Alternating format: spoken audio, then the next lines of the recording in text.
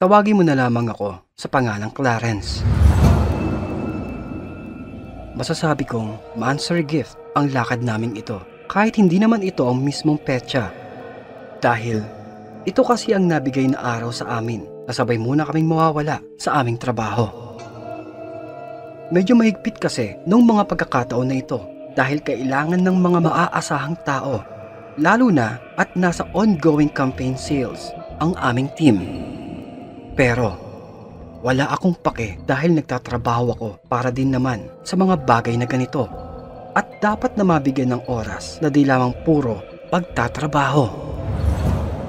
At kahit sobrang abala ay ginawan ko na ito agad ng paraan para mas mapaghandaan.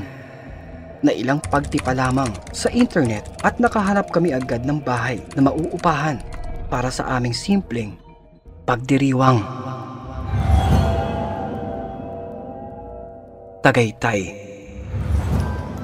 Napakalamig na klima. Hindi kalayuan sa Metro Manila. Saktong-sakto. Hindi na namin kailangan pang lumayo at matapos nito ay mabilis makakabalik sa aming mga trabaho. At hindi ko akalain na nakabuenas ako sa may bahay na nakuha ko. Paano ba naman? Napakalaki at sobrang ganda ng natuluyan naming kabahayan na may malawak na hardin na namumukadkad. Malamig at maaliwalas na klimang sa iyo ay bubungad. Idagdag pa na ang lugar ng kabahayan ay nasa payapa at tagong lugar. Talagang ang dating ay parang hotel na pang 5-star. Masasabi kong sulit, lalo na nang makita ko ang napakatamis ng ngiti ng nobya kong marikit. Subalit, hindi lamang pala ito ang aming narentahan, kundi may kakaibang karagdagan na hindi makalilimutang kababalaghan. Sapagkat matapos ang napakasaya naming pagdiriwang sa bahay na ito nang kami ay dumating, kinabukasan habang nagluluto ang aking nobya ng aming agahan, ika niya, abala itong nag-aasikaso. Sumisipol-sipol pa na may kasamang paghuni ng paborito nitong awitin. Nagpiprito ng itlog matapos makapagsangag ng kanin at masaya siyang bumati. Oy, ising ka na pala. Teka ha, matatapos na to. Ay, nakalimutan pala natin magdala ng keso, no? Gusto ko pa naman na madaming keso sa spaghetti macaroni para mamayang gabi. Ikaw ba? Gusto mo ba yung ganon? Yung madaming keso? O kiss ko. Ito ba yan? Hindi funny. Siya nga pala. Gusto mo ipagtimpla kita ng kape? Patapos na ako dito eh. Pasensya ka na. Medyo mabagal ba yung kilos ko? Hayaan mo. Pag mag-asawa na tayo, mas bibilis pa ang kilos ko. Lalo na pag nagbubunga nga na ako. Siyempre, kung tutulungan mo na ako, galing. Baby, timpla na kita ng kape? Uy, ay, ano ba yan? Ayaw sumagot. Pag ako nainis eh, tapon ko to. Ano ba yan? Ano ba kasing ginagawa mo dyan? Kanina ka pa palakad-lakad dyan, baby ah. Baby. Ay, isa, naiinis na ako. I'm going to tapon-tapon this food na. Kasi you keep ignoring me na. Baby. Ay. Subalit, nang lumingon ito sa kanyang likuran habang nakapamewang, natigilan ito dahil wala naman pala itong kausap. Mag-isa lamang ito sa may kusina mula pa kanina, habang siya ay walang tigil na nagsasalita, kaya hindi niya maiwasang magtaka. Pero biglang narinig niya ang tunog ng pinto, kung kaya ay marahan na humakbang ito. Baby? Baby? Is that you? I'm getting scared na. Baby? Baby? Nang biglang, Baby? Ay, blat. aray naman. Laris naman eh. Ano ba kung ginugulat-gulat dyan? Palalaglag yung mattress ko sa'yo eh. Bakit? Ay, kanina ka pa Ha? Ay! Anong kanina? Anong kanina pa? Kakabangan ko pa lang eh. Hindi ah. Kanina ka pa nga lakad dyan sa may likuran ko, diba? Tapos, yung gulat-gulat mo na. Ay! I hate you. Hindi! Hindi nga! Kakagising ko lang talaga. Promise! Promise! Tigilan mo nga ako. Ikaw talaga. You're so filio. Aray! Kagabi ka pa Ha? ah. Nagsasabi mo, kakagising ko lang nga. Kakagising ko pa lang. Sir Narrator, dito pa lamang sa pagkakataong ito ay nakadaman ako ng kakaiba. Nagsasalita pala mag-isa ang aking nobya. May kakaiba talaga.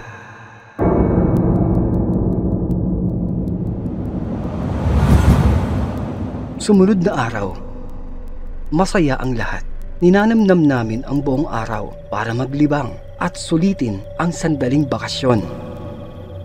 At nang dumako ang hapon, sandali kaming lumabas para mamalengke ng aming hapunan. Matapos ang masarap naming pagsasalo, naisipan naming manood ng pelikula. Bihira namin itong magawa dahil madalas ay puro trabaho at pag-uwi naman ay sandaling magpapahinga na pagkagising ay magmamadali para muling magtrabaho.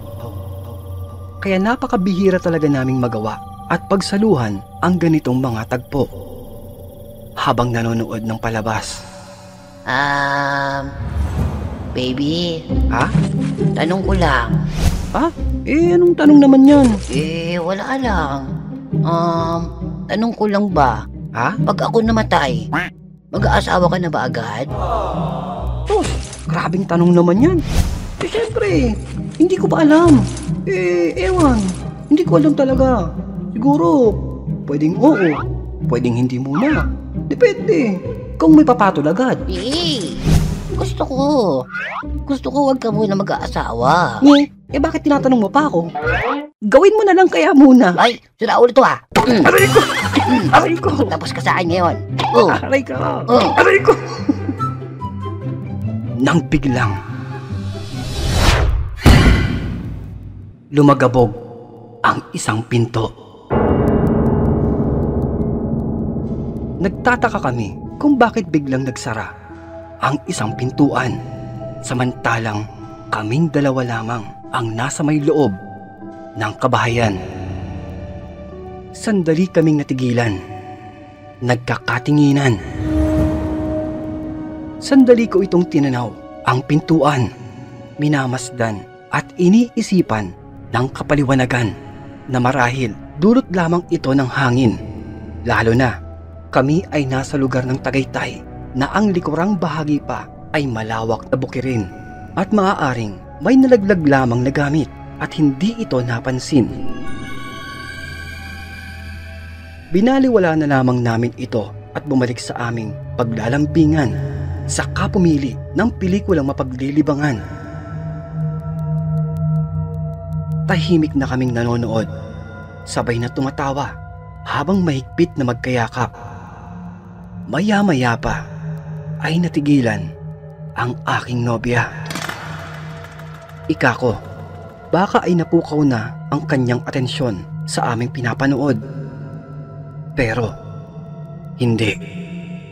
hindi pala, dahil nakatitig ito sa may telebisyon, hindi dahil sa pinapanood naming palabas, kundi sa may nakikita itong kakaibang refleksyon. Tinititigang maigi nito ang nakikitang isang anino. isang nakakapangilabot na anino na kasulukuyang nasa may likuran ng mahabang upuan at tahimik na nakatayo. Una ay akala ko nanginginig lamang ang nobya ko dahil sa malamig na klima. Ngunit nadama ko ang kanyang sunod-sunod na paghinga na hindi naman aksyon o habulan ang pinapanood naming eksena. Pero walang tigil ang panginginig niya. Subalit, kahit ako ay natigilan, kinikilabutan nang akin na ding mapansin ang nakakapangilabot na anino sa may refleksyon ng telebisyon. Na dito, kahit ako ay ginapangan ng matinding kilabot, nanunuot sa buto ang gumagapang na takot. Taas baba ang aking paghinga na kahit anong pilit ko iwasan ng tingin ay naroon pa rin ang nakikita naming anino.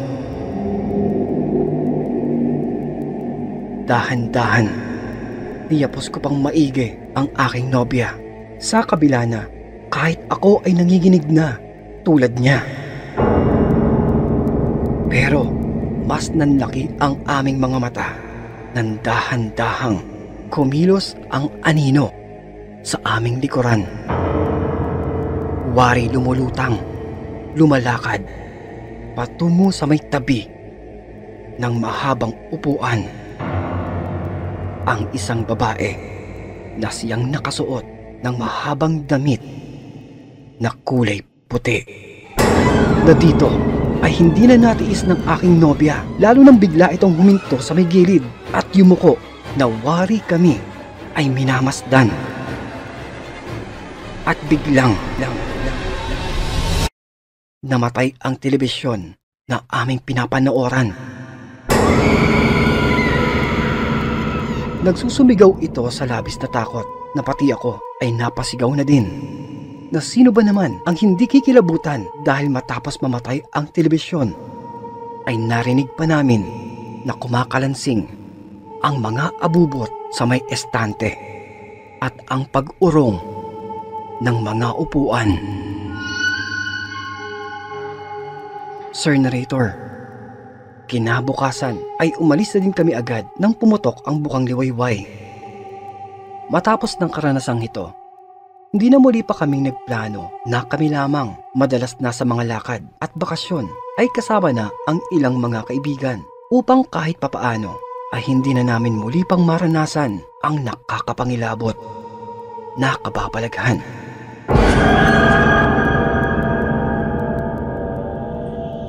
Hanggang dito na lamang po, Sir Pinoy Horror Encounters.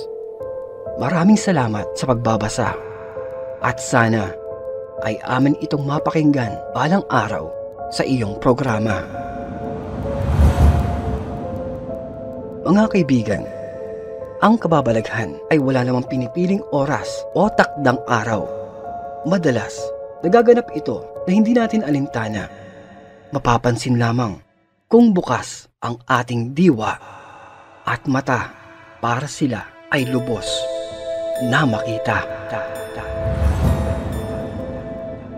Maraming salamat sa pagpapadala ng inyong kakaibang kwento, Sir Clarence. Asahan na magiging kakaiba at orihinal ang ating pagtatanghal para sa inyong pambihirang karanasan. Maraming salamat. At kung inyo pong nagustuhan ng ating naitampok na kwento, ay isang napakalaking bagay po ang pagpindot yun ng like, pag-iiwan ng positibong mensahe, at idamay mo na din ang pagpindot ng ating subscribe button para hindi mahuli sa biglang pagsusulputan ng ating mga malakabuting mga kwento na kung may pagkakataon din na maibigan mo itong maibahagi, ay pindutin lamang ang share button. Isang maliit na abala lamang, ngunit tatanawin ko po itong napakalaking bagay, mainit na pagmamahal at inyong pagsuporta para sa ating mas mahaba pang kulitan dito po sa ating napakagulong tambayan. At kung nabiting ka pa, ay silipin lamang ang ating mga kwento at playlist na matatagpuan sa kaloob-loobang detalye ng ating maliit na channel. Yun lamang po. Maraming salamat at magpapasalamat pa pong muli. This is your one and only Kulas, your original dose of Tagalog horror good vibes na nagsasabing, stay safe and fresh everyone, and always stay awesome. Peace out.